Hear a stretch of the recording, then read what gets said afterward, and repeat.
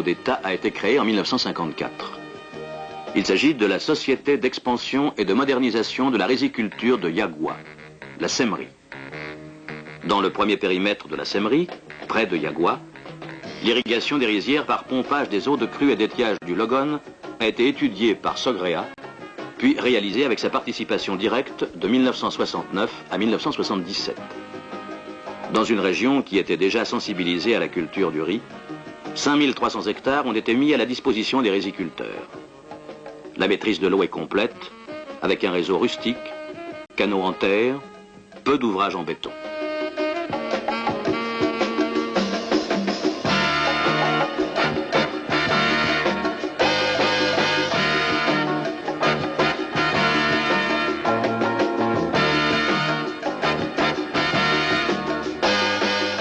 Le succès de cette réalisation, avec des rendements de 5 tonnes à l'hectare, a conduit à lancer un second périmètre, Saimerie 2, situé à 90 km au nord, près du village de Maga. Pour la protection écologique du lac Tchad, un protocole entre le Cameroun et le Tchad interdit le pompage des eaux d'étiage du fleuve. Le projet est alors basé sur la dérivation et le stockage des eaux de crue du Logone. La digue Logone protège les casiers rizicoles contre les crues du fleuve. Un déversoir et un chenal de dérivation à partir du Logone alimentent la retenue artificielle située au sud de la digue barrage. Le financement de l'opération a été mis en place par un groupe de bailleurs de fonds qui comprend la Banque mondiale, la Caisse centrale de coopération économique française et le Fonds d'aide et de coopération français. Étudié par Sogrea dès 1974, les travaux ont commencé fin 1977 et furent réalisés à l'entreprise ou en régie. Le terme en régie désigne ici les travaux exécutés par un organisme d'État, en l'occurrence la Saimerie, et conduits et surveillés par l'ingénieur conseil. Examinons d'abord les travaux à l'entreprise. La digue barrage, avec ses 27 km de longueur et 2 millions de mètres cubes de terre compactée, a été réalisée avec des décapeuses automotrices et des compacteurs.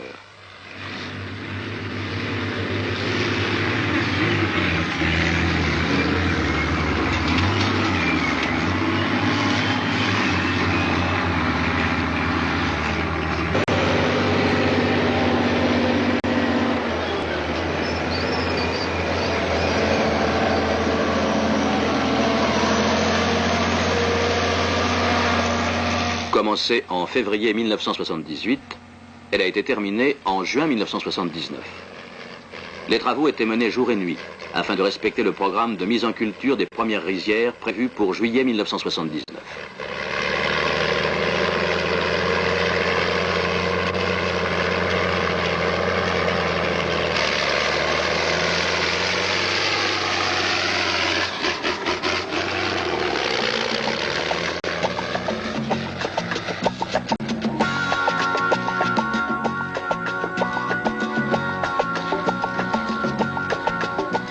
Le déversoir, long de 750 mètres, conçu d'une manière rustique, contrôle les échanges entre le lac et le Logone pendant les crues.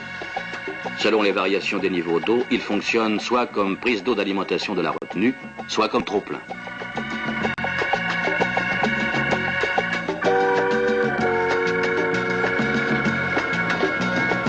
L'ouvrage de prise dérive les eaux du Logone vers le chenal d'alimentation long de 11 km. Il peut transporter un débit de 30 mètres cubes seconde. Il contrôle et régularise la montée des eaux dans la retenue en fonction des besoins agricoles et des crues des bassins versants qui se jettent directement dans le lac.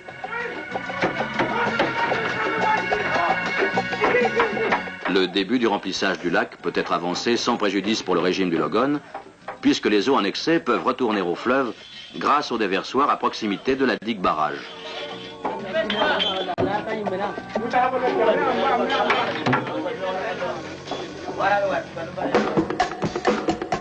Enchâssés dans la digue barrage, 4 ouvrages de prise dérivent l'eau du lac vers les rizières.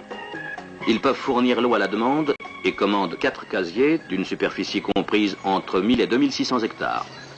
La superficie totale est de 7000 hectares.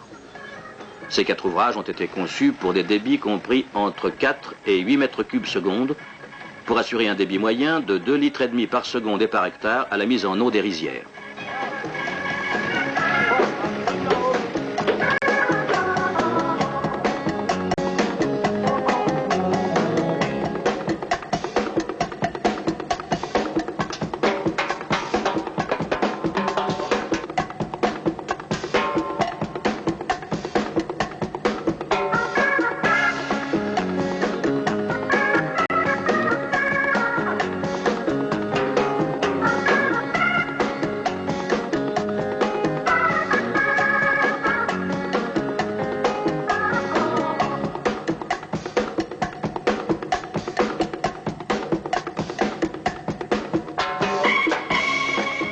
raison des variations importantes du niveau de la retenue, les prises sont équipées de vannes spéciales, assurant automatiquement un niveau aval constant dans le canal d'irrigation.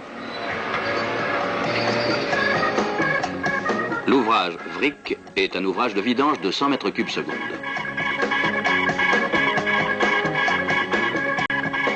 Il est équipé de 10 vannes à glissement.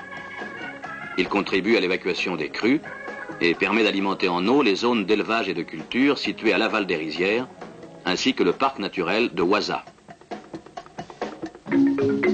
La construction du réseau d'irrigation et l'équipement des rizières s'effectuent en régie. Commencés en 1977, les travaux se termineront en 1983.